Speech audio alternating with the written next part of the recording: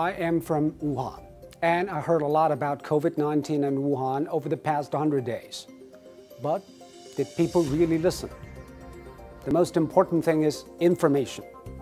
Like any viruses we've met before, there is no perfect information.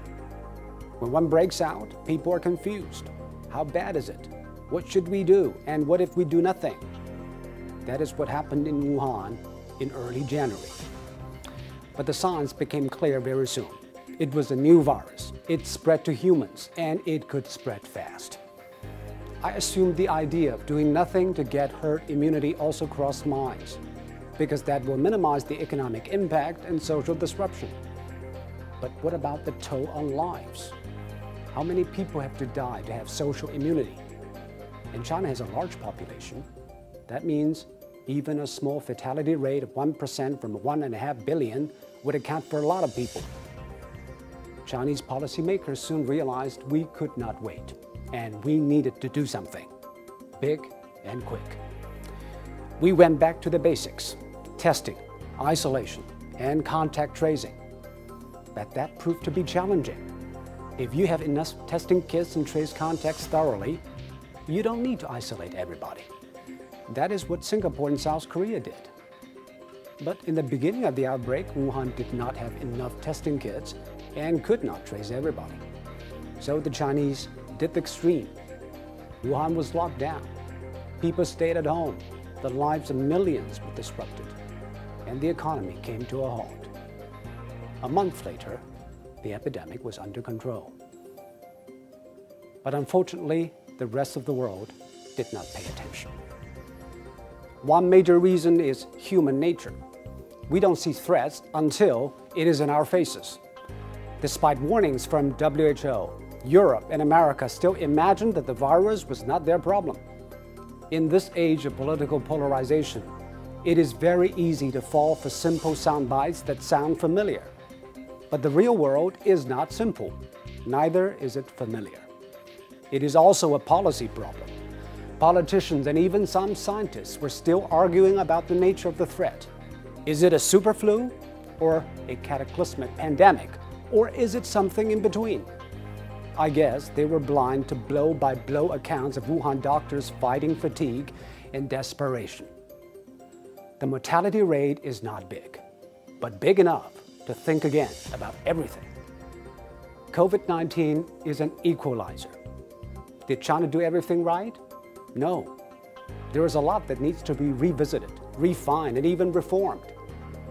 But if you're blinded by stereotypes like how we can trust information from a communist country, you are not only doing injustice to the painful efforts of the Chinese, you are denying yourself a chance to gain insights into a common enemy that respects no national borders and political inclinations.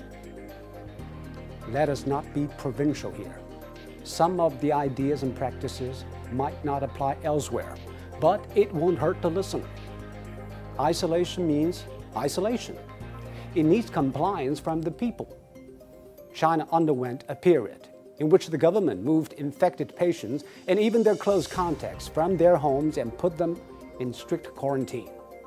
That is extreme. But that also dramatically cut down infections. People think of the Chinese as disciplined, but what I saw in Wuhan was beyond normal discipline. Nobody stayed indoors because their apartments were blocked by metal bars. They stayed at home because they commit to each other.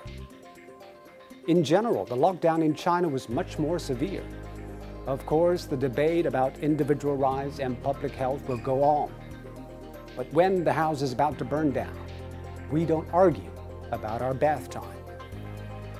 But there are things unique to the Chinese system, of course. For example, the relationship between the central and the local governments. The central government in China plays the role of a champion, guide, coordinator, supervisor, and guarantor of last resort. So when I saw Governor Cuomo of New York begging the federal government to step in to get ventilators, I thought, wow, what a difference different systems can make. So you have 50 states competing to buy the same item. We all wind up bidding up each other. In February alone, the central government in China sent 16,000 ventilators to Hubei. Yes, one part of the country is locked down, but it is not cut off. On the contrary, it is lifted up by the rest. The American system is different. The federal government in DC is not the central government in Beijing. But to deal with the epidemic, strong central leadership has undoubtedly helped. I'm not saying the Americans should copy and paste. They would not and could not. But at least they should understand the forces at work and help their system improve. Of course, different societies have different values. The Chinese prize collective benefits, and the Americans value individuality. But we need not go one way or another. We need to keep a new balance when the wind blows hard and from an unknown place. COVID-19 could also be a great corrector. Drop all the lenses that might blind us, because even with the best knowledge and will, it might not be enough, let alone being distracted by all the bias and bigotry. What a doctor did in Wuhan might save a life in Bergamo, and a New Yorker did not do may end up overwhelming a community in New South Wales. Let us stare at the problem with clear eyes and clear conscience, and let us do it together. We fight this with our strength and vulnerabilities. My families and friends back in Wuhan told me they are on the move again. They felt the pain, they fought the plague, and they embraced life regained. They hope the world hears it.